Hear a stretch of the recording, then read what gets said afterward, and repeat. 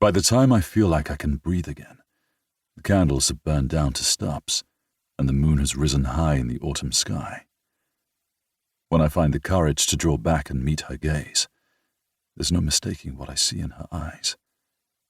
Love. Warmth rises inside, my heart expanding. But then, just like a balloon snagged on a rusty nail, it deflates. You can't have this, Caldwell. It was never yours to want. My walls go back up, brick by brick, and I turn away from her, desperately trying to gather the last of my thoughts. Soft fingertips brush the edge of my wing, and I shudder. Westlyn. I take her hand in mine and turn back to look at her again. She's still holding my daughter's stone, and now it's warm from her touch, and her eyes are so full of hope. That dangerous, brittle thing I'm going to have to rip out from under her. "Why are you looking at me like that?" she whispers. Like what? Another tear spills down her cheek. Like you're about to break my heart. Damn it! Why must I spell it out for her? Why can't she simply understand?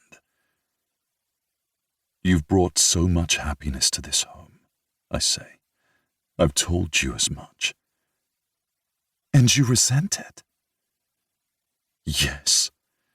Because for the first time since the Fae cursed us with this wretched existence, you've made us, want things we simply cannot have.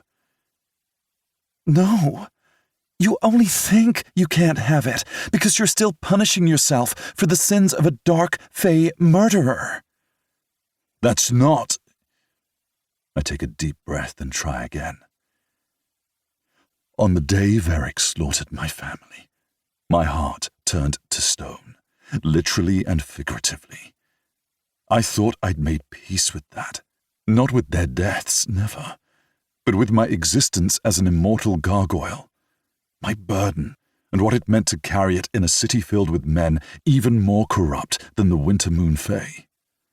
Yet somehow, after 1,500 years of protecting the gargoyles in our care, 1,500 years of searching for a way to break our curse and set them free, 1 month with you has shattered all of that.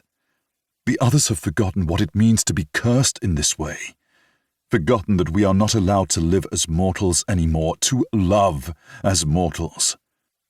You might not be willing to go there, but as for Rook and Augie and Jude, it's not your call, Dragon. Who's to say they can't have this? Our curse.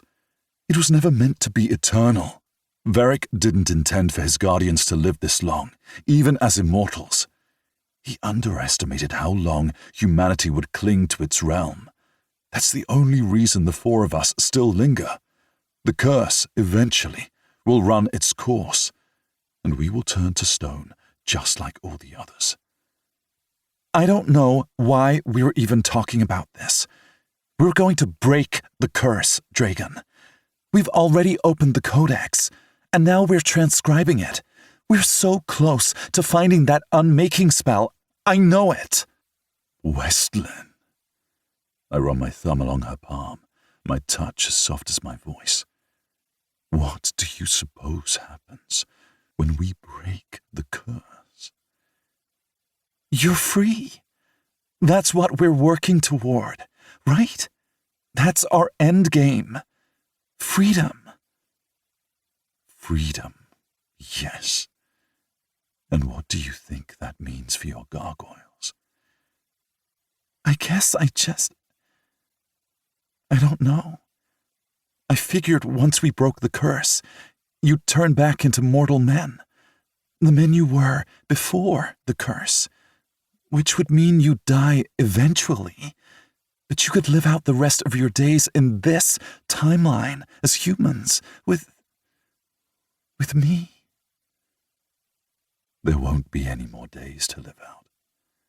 We won't survive this curse. Even if you break it tomorrow, we won't survive it.